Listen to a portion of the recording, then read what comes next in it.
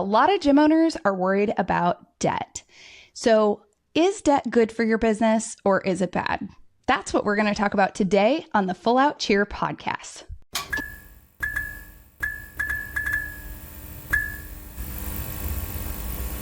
Hi guys, and welcome to this episode. I'm Danielle. And I'm Justin.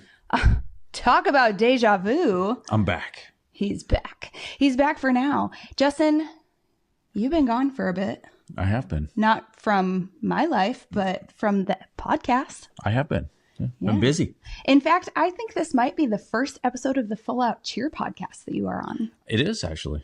Yes. The new neon sign behind us, guys.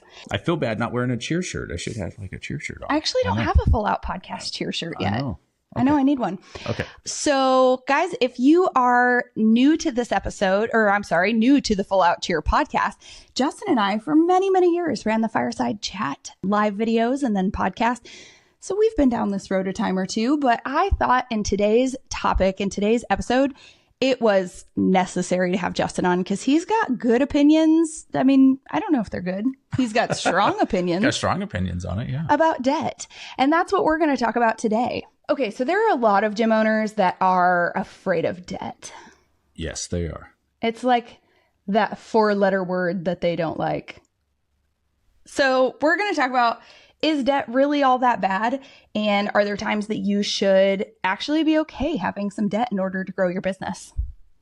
So Justin, tell us, because I think you are kind of the expert at some of this, what would be that Dave Ramsey mentality that people are probably out there thinking right now versus like a Grant Cardone mentality? Well, Dave Ramsey mentality is don't get anything unless you have the cash for it. So when are you going to have the cash for the RV? When you're 80. It's pretty much when you're good. No, I shouldn't say it like that, but that's his premise is don't have anything don't buy anything unless you have the cash for it, because paying debt is dumb. Mm-hmm. Yeah. And then what about somebody, and I don't know if it's Grant Cardone specifically, but somebody who's like all in, go full force? Other mentalities are the exact opposite. There's good debt and bad debt, they call it. And in that case, they are go ahead and leverage other people's money to make money. Okay. And so go ahead. No. I don't want to jump into it, but somewhere in the middle is probably the right answer. I don't like no debt because there are reasons to buy things at certain times in life.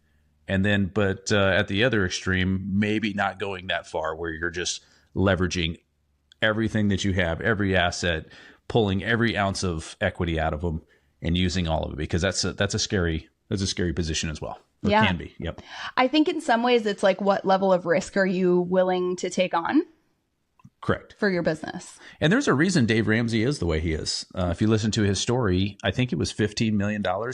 He was extended very far into real estate at one time, all in one bank. Mm-hmm. And that bank called their money, and he wasn't able to do it. And it was 15 million. He went into, he had I think it was bankruptcy. So he had to go into bankruptcy. So at a very young age. So that changed his view on stuff. But obviously he's done very well. So, anyways. Yeah. So let's talk a little bit about, do you think debt is always a bad thing for a cheer gym? No, it's definitely not a bad thing. Okay. It's a return on investment. Can it sometimes, do you think debt needs to be strategic, or can we take risks? Yes. And it's calculated risk though. That's the difference. Mm-hmm. It's not just a random, like, hey, we need this. Let's go ahead and just take a loan out and grab it. It needs to be calculated. It needs to be strategic, and the return on investment has to be there. And that's the key right there. If you're using other people's money, it better bring you in more money. Yeah. Because then otherwise it's a waste. So something I see, and Justin does a lot of the sales calls for Next Gen Academy and CheerBiz Accelerator. So he probably hears this actually even more than I do. But a lot of startup gyms, like the people who are in their first couple of years, are sometimes struggling with that cash flow. And do you ever see that it's because they started their gym with like $3,000? Right. Yeah. Yep. And they're trying to buy, a tumble track this month, and they're trying to buy mats this month and a spring floor like 3 months from now. And it's really hard because they're trying to make money, but they almost need some stuff. I'm not saying a lot of equipment, but like they need some equipment to make that money. Correct. But at the other extreme, you hear of people that are like, hey, I'm going to spend $100,000 and buy full floors and this and that. Like basically, I'm going to outfit an entire gym.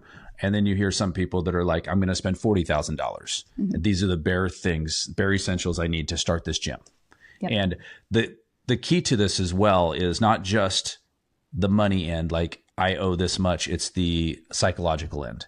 Like you're putting a lot of stress on yourself just because of of that. I've got to be successful now because I'm going to have to file bankruptcy if this doesn't work. I've got a lease out on this building for the next 3 to 5 years. And it's a lot more than my mortgage payment, those types of things. Yeah, I think we tend to see two different types of gym owners. The people who are so afraid and they're like, I'm going to get 800 square feet because I just, if I have to pay for this on my own or it doesn't work out, like I need to be able to afford it. Right. And then you get the other extreme that's like, I just got a 35,000 square foot building and I'm going to make it work. Like we're going to make this work no matter what. Right. And so let's talk about what we did. Yeah. Know that when we talk numbers, this was 2012 that we started doing all this. And so as we talk about numbers, like, gosh, inflation should be in your minds, right? Like you could not do what we did back then for the same price we did it. Right. So at the time, I was full-time at the Air Force Base working as a federal civilian. I had been furloughed once or twice. So those who are going through it or have recently experienced it, been there. And what's furloughed mean, Daniel? Because that's a technical word for military. You work and don't get paid. Yeah. And so at the time they were like, oh, you're not mission essential. You can go home and you don't have to work and you don't get paid. But then I was being told you need to do this and you need to go post this on the website for the Air Force. You need to go post the social media and updates about all this. So yeah, you're working and not getting paid. So like gym owners who are working and not getting paid, you're not the only ones. Yep. But at least you don't have a boss. We had been in that situation. Justin was also federal employee. Mm-hmm. He was more important than me, I guess, because he was mission essential and getting paid. But we had 4 kids and essentially like you didn't know what November was going to look like every year. I was also a contractor at the Air Force Base teaching cheerleading. We decided to open our gym. Actually, Justin decided we were going to open our gym. And I didn't decide. It was a mutual decision. I just did this a lot. I pushed a lot. Yeah. Justin was like, hey, do you want to open a gym? And I was like, no. And then the next day he's like, I made us an appointment to go look at this facility. So let's just dream. Let's think. Let's just, we'll take it. We were kind of sitting back thinking like, okay, we're going to need this and this. And we have business partners. It's another couple and they had 2 little kids at the time. And neither of us were what I would consider particularly wealthy. But we were trying to figure out how the heck do we start a gym when we have like maybe $5,000 of savings. Yep. And so we kind of had to go through all of the things and all the elements of credit that we even had. We took out $20,000 between our savings and I had a retirement plan we took some out of and then credit cards and stuff like that. And then the other couple that are our business partners still today took out $20,000 as well. Yep. That was kind of our initial investment. And I remember a couple of years in being like, so add that up, it was 40,000. Yeah, 40,000. Yeah. And if you look back at the pictures, it's like, holy crap, where did that 40,000 go? Yeah. Because we didn't have a lot of equipment. No. And I don't know that we always made the right purchases. Like today, thank goodness there's something like Next Gen. Right. Because I remember spending about $5,000 on a high performance bed. And today it's a really good shelf for our mats. Yep. I don't know that I would say it was the wisest purchase out of the 40,000 that we had. But when you don't have anybody to ask, you kind of just go off of a hunch. Yeah. Or just the very narrow vision that you have, you go off of that. Right. One wise purchase I thought we did was you found us a bounce house combo package. Yep. So we could kind of start off with birthday parties from day one. We didn't do a tumbling trampoline. We did the inflatable, like the big inflatable air track. Yeah. Tumble tracks, air track. Yeah. Yeah. But actually that lasted like 10 years. And I think we still have one of them. The same thing with that combo bounce houses. They've lasted forever. The commercial version. Yep. Yeah. So there were some like wise purchases that I think we made and, some less wise purchases that we made over time. But do you think today, could somebody start a gym like we did for that kind of investment? I mean, in a smaller space, we started off in 9,000 square feet. I think you could in a smaller space, like 4,000 square feet or something like that. It's it has to do with the rent up front, maybe some build out of the facility, because there's cost in all of that. They want rent up front. They also want that deposit up front, and then the build out along with some utility deposits. Yeah, utility deposits. If you think about adding all that up, that 40,000 will go pretty fast. I remember doing a utility deposit, and I think this was actually our second location, but it was a $3,000 utility deposit for the electric company. And thankfully somebody had told us, you can actually go get like an insurance bond, like a bond on it, for it. Yeah. And we ended up paying like a couple $100, but then you don't get that money back at the end. Anyway, there were some options that we figured out over time, but that's not to say that ultimately it did put us in debt. Yeah. But here was the thing that I liked about it. So yes, we had this debt, but when I had the opportunity to leave my full-time job, I did, because we had invested enough into the business from day one that we were able to take checks, like paychecks from the business within a couple of months. Yes. That paycheck was not always super consistent, and it wasn't the same amount that I had been making at my previous job. But I think that's one of the benefits of taking out some sort of loan or having debt when you start your business, is now you have the cash flow to offer the programs, to offer good birthday parties that will book back to back on weekends. You can invest in marketing because you have the money to do that. You can invest in your education. I remember going to, I think it was maybe a USASF conference, and taking a couple staff the very first summer we were open, because we had invested enough into the initial business that we were making money pretty early on. But we didn't have a lot of equipment. I mean, when you talk about this, like most people that I talk to, is the initial thing is we need equipment. We need everything, because you're comparing yourself to a gym that's been down the street or down the block or across town that's been there for 18 years. And you're like, the only way to compete with this gym is I must have what they have and just new stuff, because kids like new stuff, and they want to come see, and they want to bounce on the new trampolines and the new, all of that stuff, the new cheese wedges. But what is not that's not a reality. The reality is that's not how it works. And we don't know if that gym across town is actually going under. They're so drowning in debt, or they're living paycheck to paycheck, that they're one month away from going out of business. So strategically, purchasing things. And honestly, there's another aspect to this too, is instead of buying everything at once like that, it's good for parents to see growth in the gym. And so if you're continually buying new things every so often, it shows growth, and like, oh man, look at, they have the new cheese wedges that are 4 foot wide instead of 2 foot wide, big ones, and things like that.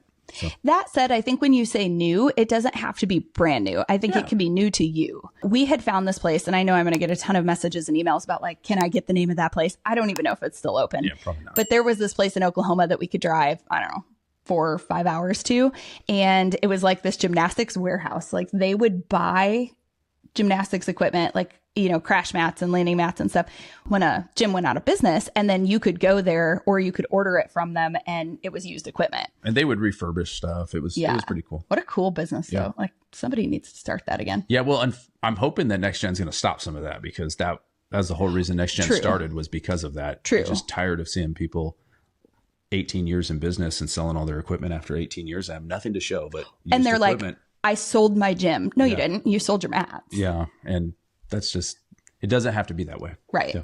Right. Yeah. We invested this money, but like, I will be the first to tell you, I don't think it's bad to go get a small business loan, or like, I think that's fair. Don't do what we did. Don't take all your credit cards and every dollar of savings you have. Yeah, that's a good point. Yeah. Yeah. If something had happened in our family, like, yikes, I think we would have had to reach out to family members and be like, hey, can you spot us? We just invested all this money in our gym. But I don't think debt is bad to start up, because the opportunities we had to do birthday parties from day one, we did these like family fun nights from day one. We offered cheerleading, dance, tumbling, gymnastics from day one. I think they were so valuable, and they helped our gym grow. And by the end of we opened March 1st, 2013. The day we opened, we had done a decent amount of Facebook advertising. We had put flyers out everywhere. we had about 120 kids the day we opened. Right. By the end of 2013, we had about 350 kids. And what was our initial vision for the gym? 300? 300. It was 300. Like, honestly, we were just like, oh, man. Yeah, go ahead. Yeah. Like, if we ever have 300 kids, like, we will have We have made one. It. We have one. We have one. Yeah. I thought you meant like we have one kid. No. We have one. That was the goal. And we were like, oh, man, maybe we undershot on our goal. Yeah. And we did. Yeah. Yeah, absolutely. Like, as we talk about debt, I think debt can propel you, right? And I think it can drown you. Yep. And it just sort of depends what you're putting that debt out on. Now, you're hearing us say equipment. Actually, guys, equipment is my least favorite thing to have debt on. Because when we opened, yes, we invested in the bounce houses, and I think those are valuable. I think there are other creative ways to do birthday parties that don't require bounce houses. I know in Canada, like, you can't charge for somebody to come play in a bounce house. So it makes it really hard for them to offer them for birthday parties, right?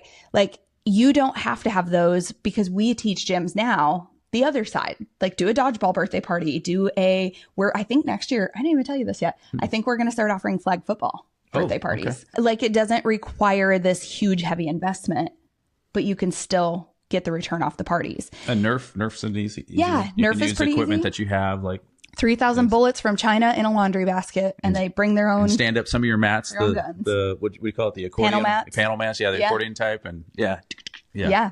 So I think that if you're looking at, okay, I want to get a loan and I want to grow, I think I need another spring floor, and I need 20 more crash mats and panel mats and, just all this stuff. Like, I don't know, get a second opinion on that, because those do have a really hard time giving you a quick return on investment. Those are long term. Yep. Okay, guys. So with that, we know that this is a huge topic, and we just can't get through it all in one episode. So we are going to end today's episode, and you will get to finish this discussion with us next week on part two, when we talk a little bit more about the kind of debt that we've incurred and what kind of debt you should avoid. Yes. All right. So with that, thanks so much, guys, and we will see you on the next episode. Ciao.